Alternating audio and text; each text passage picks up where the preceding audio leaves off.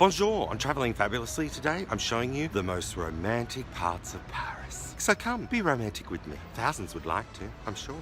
You know what I say, whatever you do it fabulously. So why don't you come and join me on this week's episode of Travelling Fabulously.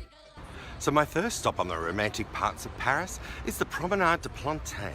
This disused railway line was turned into a park that now all the locals can use. Here's what it looks like in the spring. There's locals walking around, jogging, exercising, and later on this afternoon, I'm sure there'll be a few snuggling couples as well. Another fabulously romantic thing to do is to take a stroll with your partner along the Place de Vosges arcades and check out the many art galleries. You'll find some very interesting art there.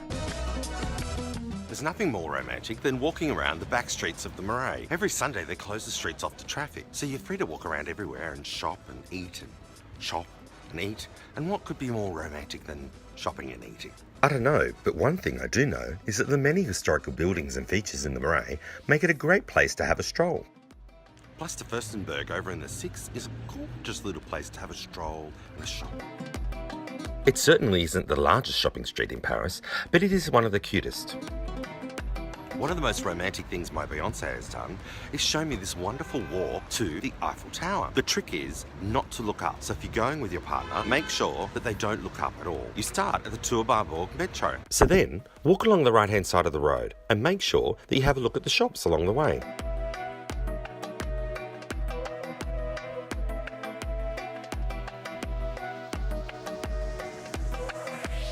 Halfway along, you'll see Rue Coulée, which is a fab place to stop if you want.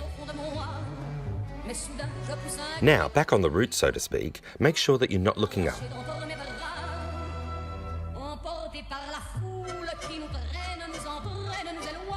You could stop and have a drink here if you wanted to, or 2 drinks, that is. I'm actually participating in February Dry, so I won't be joining in. Smartly, I chose the shortest month of the year to stop drinking for a month. So, when you get to Avenue Emily Deschanel, make sure your partner does not look up, because then they'll just ruin the surprise. And you don't want to do that after walking all that way.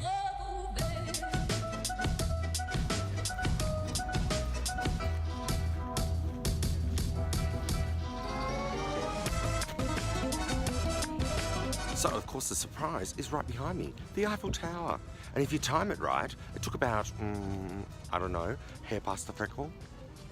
I know, not a very good joke that one, is it? Hair past the freckle. It's an oldie but a goodie. It took about 15 to 20 minutes to walk here, depending on how long you're going to stroll. So if you time it right, you can get the Eiffel Tower looking like this.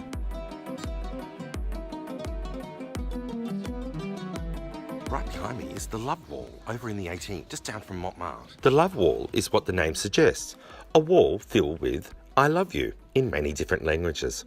It's a great spot for people to take selfies.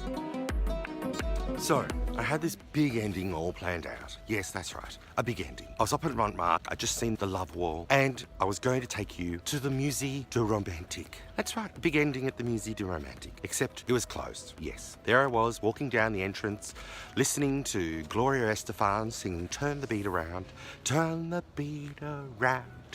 Meanwhile, there's this lady yelling at me over the intercom to say that the museum was closed.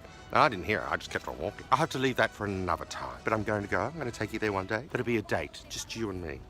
So I hope you've enjoyed this episode of Romantic Spots in Paris. If you like the video, like it. Press the like button down below. That's that switch again. And subscribe so you can get a video next week. Above all, share me around. You know how I love to be shared around. Go on, do it. All right, well, I'll see you next week for more Travelling Fabulously. You know what I say, whatever you do it fabulously. So why not join me on Travelling Fabulously?